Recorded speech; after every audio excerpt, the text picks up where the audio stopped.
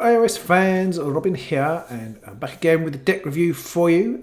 It's currently the 19th of March. The schools are about to close in the UK. Everything's chaos. Hopefully you're well. Hopefully Pete and I can continue on with the channel. It's not looking that likely, but hopefully we can do some online stuff and keep chatting to you on Tuesday nights. But at the moment we're all well, so and I hope you are too. So good luck with that. This will be coming out to you next week. Most of you patrons will get it tomorrow, but most of you get it next week. So hope the situation will be completely different by then, but hopefully you're still all well, and I send out my best wishes to everybody watching.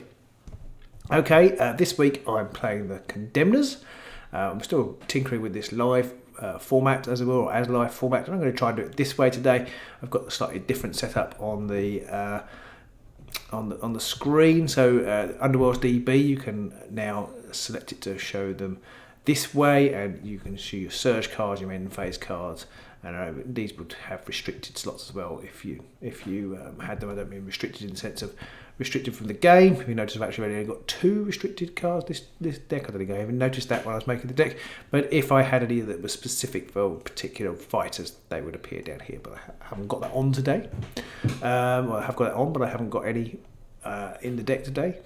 So what have I got? Well, I've start off with the 6 surge objectives, possibly the most important aspect of any deck really, is your easy scores cards. Now, they weren't that hard to come by for the Condemnors. Aggro is not in the best place at the moment, and I think Condemnors aren't particularly well placed to take advantage of the fact that it's not very well placed. They are quite weak. They're not very mobile. They haven't got any ways of generating extra attacks like, say, Rippers have, and they haven't got the chip damage potential like maybe Wormspat have.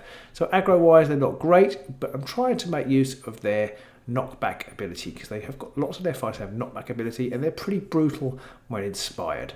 So let's have a look. Then we've got Get the Hence, which if you've got a friendly fighter attack action that drives an enemy back 2 or more hexes, so basically if you succeed in attacking but don't kill somebody with knockback with a knockback attack, then you can score this.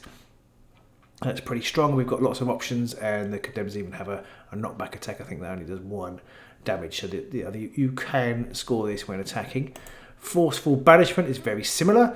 When an enemy is driven back by a friendly fighter's attack action that has the knockback ability, it's essentially the same thing, although you don't even have to push them. In this card, you do have to push them back 2 hexes. For a Forceful Banishment, you don't even have to do that.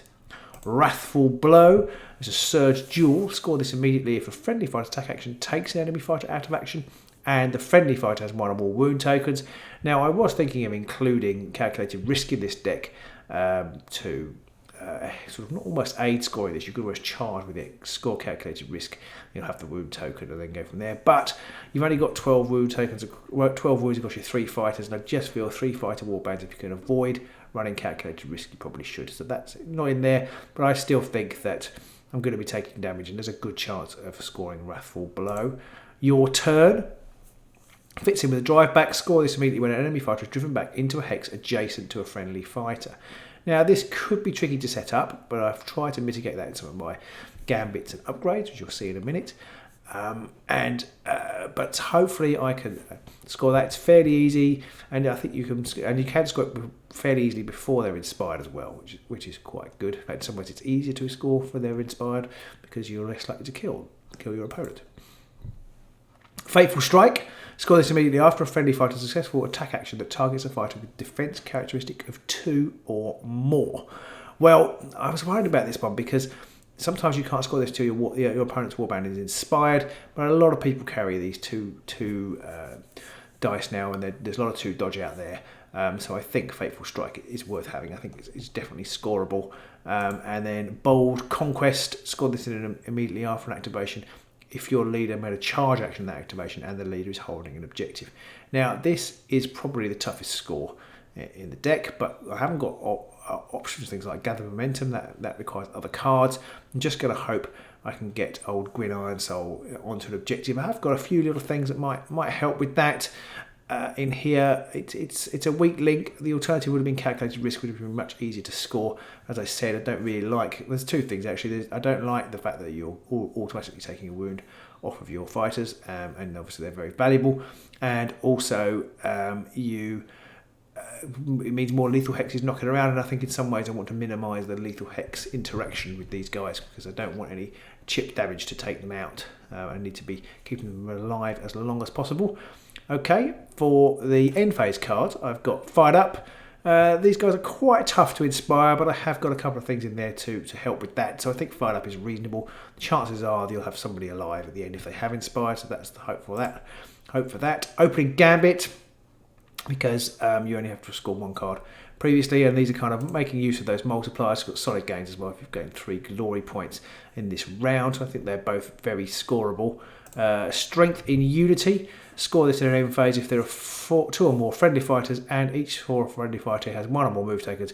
It's one of the longest card in the history of the game, I think, and or each surviving friendly fighters 1 or more charge. So I mean, basically, is do something with your fighters. I think that's a really strong card for them. Fairly easy to score. Only 1 glory though, sadly. And Vengeance Satisfied is a 2 glory card. Score this in end phase if more than half the fighters in 1 or more enemy warbands are out of action.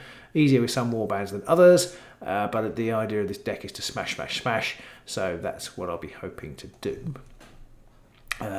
Will just occurred to me, if cards like Forceful Banishment and Wrathful Blow and all that kind of stuff, you could successfully, well, not so much Wrathful Blow, but your turn. Ignore that. All I was going to say was things like Forceful Banishment. You can actually, if you drive them back into, or get the hex, drive them back into a lethal hex, then you can capitalise on that. So although I am trying to minimise lethal hexes, I do perhaps want them in the backfield of my opponent's board so that I can knock back into them. We'll see. And then Conquest. Score this in a third end phase if all your surviving fighters are in your opponent's territory. Well, this card's been around for a long time. It looks like I've put the Shadespire version in this deck. Well, yeah, that's what we'll be trying to do. I'm basically going to be driving into my opponent's half and then trying to stay there. So what have I got to help that? Well, Commanding Stride. Push your lead up to 3 hexes. This must end this push on a starting hex. Well, very strong, especially against the smaller warbands, because there's going to be lots of starting hexes knocking around. Really good for getting into position for bold conquest, and better still for getting into attack position without charging, because obviously I've only got 3 fighters. If they all charge, then I'm left with the activation that I can't use. So I'm trying to maximise the possibility of attacking using Commanding Stride. Regal Vision, get on an objective, ties in with Bold Conquest a little bit, and enables you to inspire. So very strong for these guys, because inspiration, they haven't got the easiest inspiration mechanic, and in particular if you charge, you're not inspired. You might inspire on the charge, that's where you've got attacking, to where you've got the most chance of inspiring, but you don't really want to be charging first without inspiration. And the only other way to get inspiration would be to roll a crit on your defense dice, and you've only got 1 of those, so it's obviously only a 1 in 6 chance. So getting inspired before you have to commit to charges is definitely a bonus, which is why Regal Vision's in there. 2 steps forward. Positioning is everything. Trying to get in position for getting the knockbacks and the drive backs into the right place is very useful in this deck. So 2 step forwards in there for manoeuvrability, and just for keeping fighters together and getting into the opponent's half. Fulminating Blast is the excuse me, is a faction specific distraction. Inevitable Blow. Pick, cleave, or ensnare the first range 1 or 2 attack actions made by a friendly fighter. The next activation has that ability. Really strong card, I think, especially for things like Fateful Strike. If I'm going up against 2 or 3 dodge, then Inevitable Blow could be really handy. Outflank. Choose a friendly fighter adjacent to another fighter and push them up to 2 hexes. Really strong. Again, it's for positioning and could be really useful. It doesn't have to be a friendly fighter or enemy fighter. So really useful for moving across the board. Unyielding is basically the old healing potion, which is great for these guys because you want them to stay alive as long as possible. Blindside. Play this during an attack action before the attack roll. Push 1 friendly fighter up to 2 hexes so that they are a supporting fighter.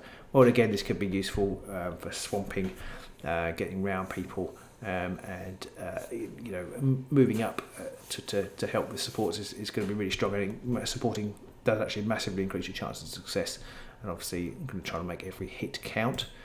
Mischievous Spirits. Now this is where it ties in with Bold Conquest and of course general objective messing upness. So that's why it's in most decks. And Spectral Wings, although I'm not carrying Gather Momentum because I don't want to have to rely on Spectral Wings being in my hand to score it, the manoeuvrability that this card gives is brilliant. So that's why that's in there.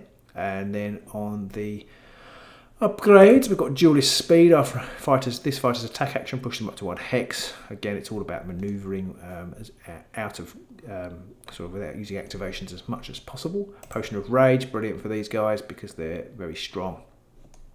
They've got very strong attacks and I want to make them hit. Sudden Growth, because once I am deep in somebody's territory, I want to stay there, I want to keep them alive, and I've got lots of push tech, so Sudden Growth is not too much of a negative with the positive.